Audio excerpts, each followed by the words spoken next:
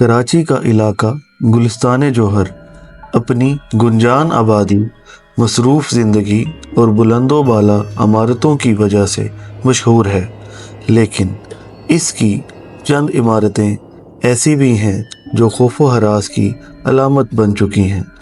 इन्हीं में से एक फ़्लैट के बारे में बरसों से अफवाहें गर्दिश कर रही थी कि वहाँ कुछ गैर मरई क़ुव्वतें काबिज़ हैं, मगर इन कहानियों को महज वहम समझकर नज़रअंदाज कर दिया जाता था जब तक कि दानिश नामी शख्स ने वहाँ रहने का फ़ैसला नहीं किया।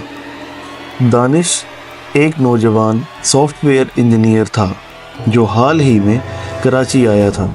उसे रिहाइश की सख्त ज़रूरत थी और कम किराए पर गुलिस्तान जौहर में एक फ़्लैट मिल जाना उसके लिए किसी नेमत से कम ना था, मगर किराया कम होने की असल वजह उसे बाद में समझ आई। पहली रात कुछ ख़ास नहीं हुआ, मगर जब दूसरी रात आई तो अजीब वाक़यात का आगाज़ हो गया।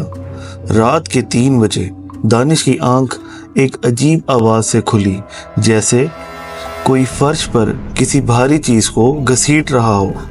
वो समझा कि शायद ऊपर वाले फ्लैट में कोई चीज़ गिराई गई हो, मगर जब ये आवाज़ें बार बार आने लगी तो वो परेशान हो गया। जब अगली रात आई तो दानिश ने खुद को समझाया कि शायद ये सब उसका वहम हो, मगर उस रात जैसे ही वो सोने के लिए लेटा तो बेड के नीचे से उसे किसी के सांस लेने की आवाज़ सुनाई देने लगी।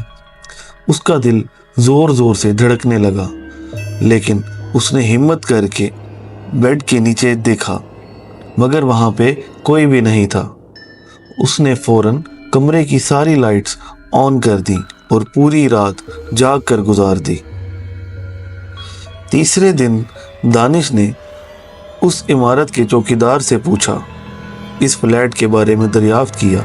चौकीदार ने पहले टालने की कोशिश की, मगर जब दानिश ने ज़्यादा इसरार किया तो बूढ़े चौकीदार ने आहिस्ता से कहा, बेटा, इस फ्लैट में कोई ज़्यादा देर नहीं ठहरता। यहाँ कुछ है जो नज़र नहीं आता मगर महसूस होता है। अब दानिश को समझ आ चुका था कि वो अफवाहें शायद सच थी।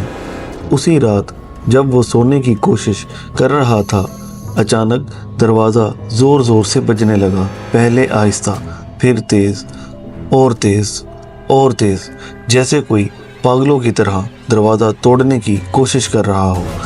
दानिश पसीने में शराबूर हो गया, मगर जैसे ही उसने दरवाज़ा खोला, बाहर कोई नहीं था। उसके बाद मामला मज़ीद बिगड़ गया।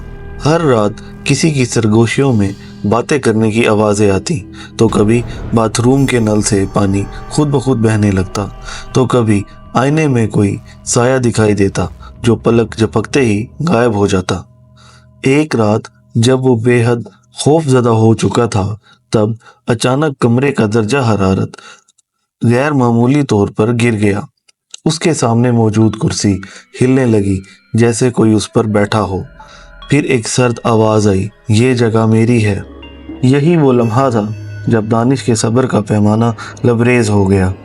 वो अपना ज़रूरी सामान उठाकर फ़ौरन फ्लैट से निकल गया और सुबह होने से पहले ही वो जगह छोड़ दी।